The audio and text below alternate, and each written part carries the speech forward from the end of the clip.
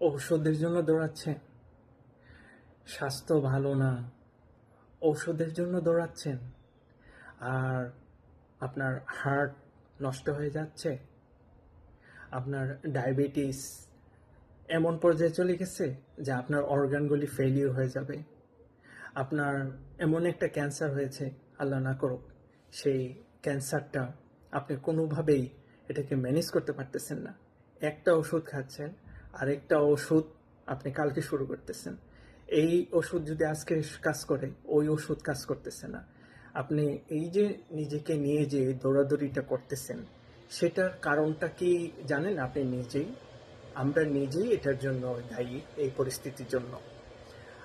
আমাকে একটা জিনিস অবশ্যই করতে হবে, আমাকে সুস্থভাবে বেঁচে থাকতে হলে। আর আমার যদি অসুখ হয়েই যায়, আমি যদি অসুখটা বাদিয়ে ফেলি, তখন আমাকে যে কাজটা করতে হবে, আমাকে পরিমিত খেতে হবে।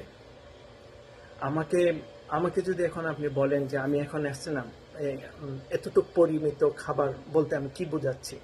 পরিমিত খাবার খেতে হলে আপনাকে ডাক্তার কাছে যাওয়ার দরকার নেই, আপনাকে কাগজ কলম দিয়ে তারপর দাড়ি পাল্লা দিয়ে মেপে মেপে খাওয়ার কোনো দরকার নেই। আপনি পেটটাকে খালি রাখুন, যতটুকুই খাচ্ছেন আপনি খুবই কম খাবেন।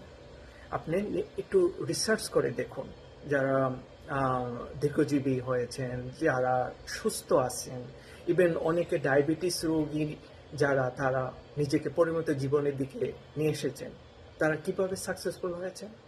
এটা একটাই মাত্র সমাধান। আপনি ছোট্ট একটা পাতলা রুটি আপনি সকালে খাবেন, দুপুরে আপনি ওটমিল খাবেন, রাত্রে খাবারটা 6টার আগে শেষ করে ফেলুন। একটা ছোট্ট রুটি দিয়ে সামান্য একটু ভেজিটেবল আর সামান্য একটু মাছ বা মাংস দিয়ে আপনি খাবারটা শেষ করে ফেলুন। এটা করার জন্য আপনাকে বড় কোনো মানে ডাক্তারের কাছে যাওয়ার কোনো প্রয়োজন নাই। এটার সমাধানটা আপনার এই এই মাথার ভিতর।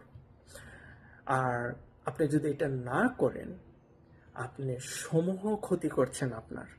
আর আপনি একটা অসম্ভব খারাপ পরিণতির দিকে আপনাকে নিয়ে যাচ্ছেন।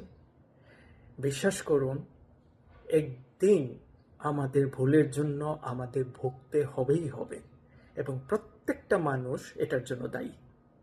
তো এখন সুস্থভাবে থাকতে হলে আমাদেরকে পরিমিত খুবই অল্প খেতে হবে, খুবই অল্প খেতে হবে, যতটুকু অল্প খাওয়া যায়। এই এই হ্যাবিটটাকে গ্রো করতে হবে।